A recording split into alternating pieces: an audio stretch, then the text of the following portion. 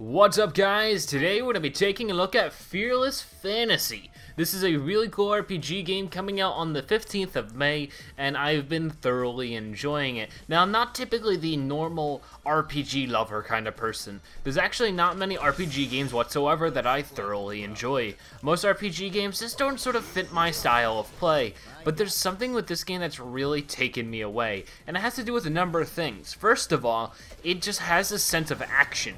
You might see these arrows going on the screen between each move, and these dictate what moves that go on, and that really helps for me. Because when I play an RPG, I don't just want to choose a move and then watch a character do it. I'm a kind of action response kind of person, and I want to press the button and feel like I'm the one doing it, which is why sometimes RPGs like Final Fantasy or Pokemon might not always click with me, but this one really has because of that sense of action, that sense of control, that sense of perks when I actually do something correct. So this is Fearless Fantasy, a cool RPG that is turn-based but has to do with these arrows and perfect mouse precision, and it's really stinking cool.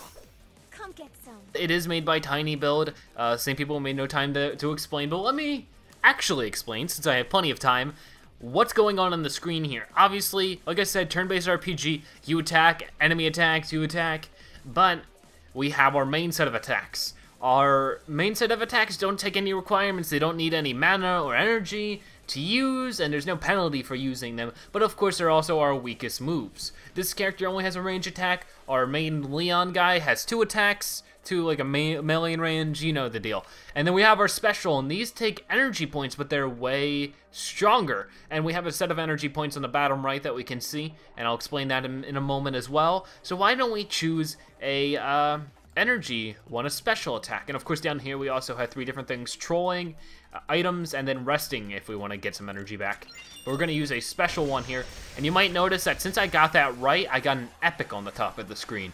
Basically, if you get an epic, that means you're going to get some type of bonus. You're going to get bonus damage, bonus health, something back for getting an epic. And you get an epic by having a mixture of doing it accurately and quickly. You might notice that in the arrow, between the arrows themselves, you can see the more the middle the arrow is, the brighter it gets. You want to get right in the middle of it so you can get perfects and get an epic. And there you go, like I got that epic and I take very little damage. Ready. So let's talk about the statistics you might see on the screen here. So I'm going after this boss, so if I want to get any information on the boss, maybe something he's immune to like ranged attacks, or maybe he takes 50% less damage on melee attacks, something like that, I can find that information on the bottom left where I get their health, their time clock, and of course their descriptions. The boss, if I kill him right away, everything else will die. This character attacks cannot be reduced to less than 50%. So there's just useful information here. On the bottom right, we have a similar thing, but with our own characters. Our health, our energy points to spend on special moves, and then different debuffs along with different buffs.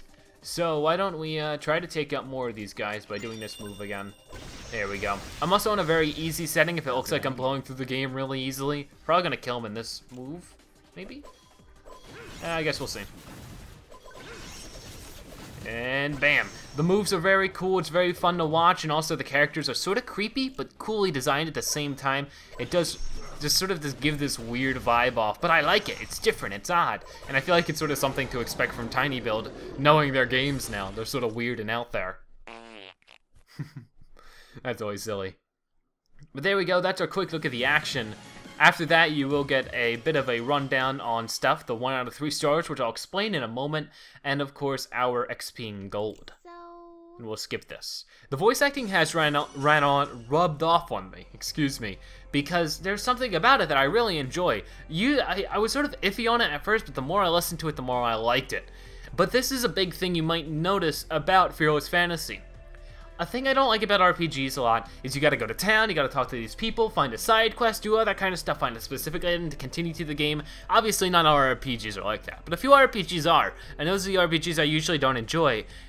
Fearless Fantasy is all about the gameplay. It's all about the battles. There's nothing but the battles. You can see I can choose whatever battles I want, and that's all the game is. The battles are the same every time, but if I want to choose a battle, I can choose what difficulty I want it on. I suggest playing through the majority of them on the 1-star, then going back and playing some of them on the 2-star, and you know, it gets more difficult, but you get more experience and more out of it, of course.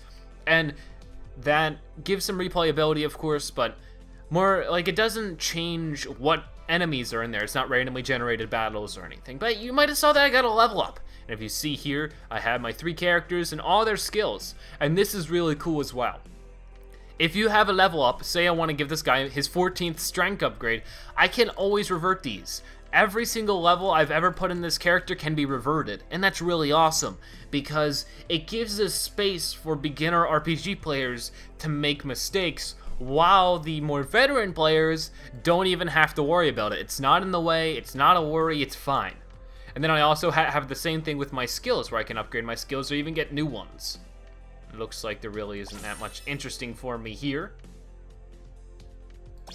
Looks like I gotta get leveled on stuff that I don't have leveled yet. Okay, of course we have the shop. And the shop is where I can find health upgrades, and then, not really upgrades, but replenishers, replenishing my health, my energy, or even doing certain things like reviving me in battle. And I also have my weapons, and these affect my primary attacks, and they increase my stats on that base. They have different choices of ones, so you want to make sure you're making a good choice for your style of play. Then you also have gadgets which do one and the same. They improve a certain stat, and that is very helpful for whatever character. You want to make sure you're equipping the right ones for your characters.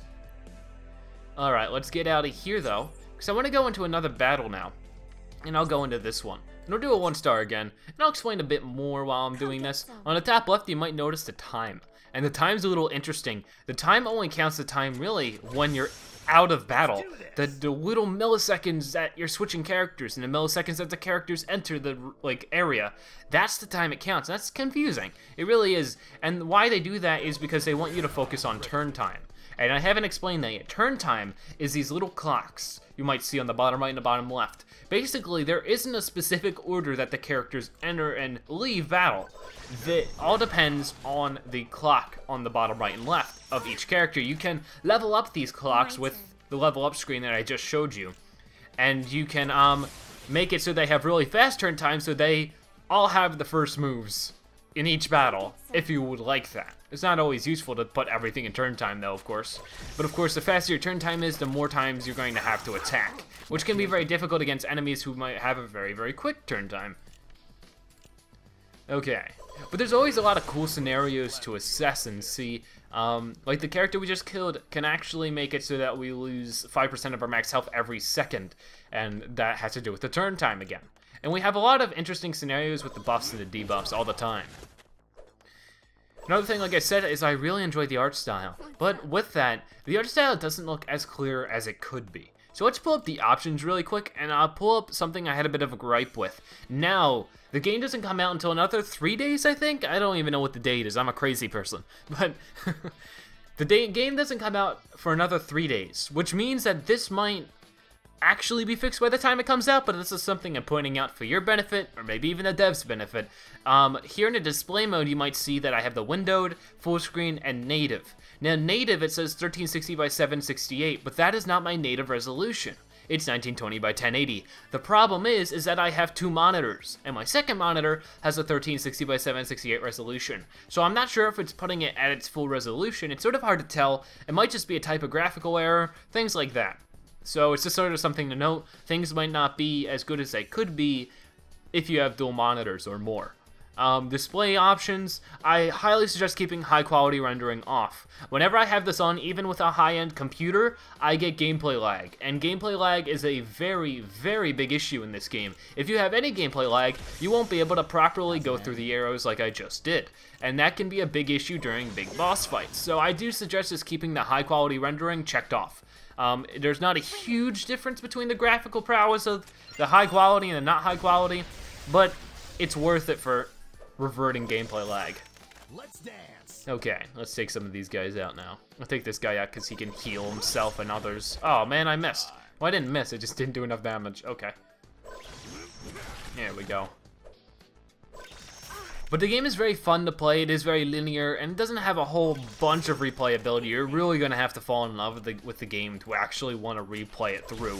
And I actually have done that, because I got pretty close to the end now, and then my save file reset on me, because I guess they did a pre-launch update, and then I had to play through it all again, but I had no issue with it. I actually really enjoyed myself, and now we have this. And this one I wanted to show you guys, because it has a really cool thing to it. You really got to think about it. You got to assess every single piece of this little beach setup here, and find out which one's the best to attack first, second, third.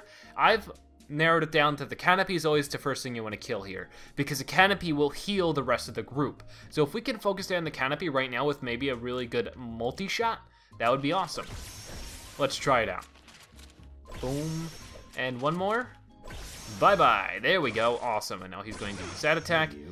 Alright, now I think the best one to attack now is this one. He's also the strongest health, but he gets, like, weaker with every time you attack him. So he's also very strong, of course. So we want to just get rid of this guy. So let's do that. Boom, boom, and boom. And I'm so over-leveled for this area that it's not really that big of a deal.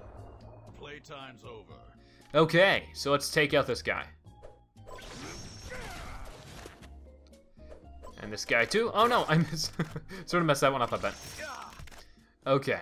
We have the dinner table and the beach ball. I'm gonna do a double shot here with this girl. This girl has a lot of energy points, but she isn't as strong as she has very low health. So it's good to hold off for a bit. I've noticed that, like, the best thing to do, especially when you're first getting started and first gaining your levels, is to hold your energy points towards the end of the level, because you notice that there's multiple waves. You want to hold those energy points for the third and fourth wave mostly. And we can skip this again. And there are some cool little cutscenes. They aren't the most detailed cutscenes, but that's just about it when it comes to Fearless Fantasy. Already one of my favorite RPGs of all time, just because of its uniqueness. There's something really, really cool about this one. It's in the link in the description. I really suggest you check it out. Thank you guys so much for watching, and I'll see you guys later. Bye-bye.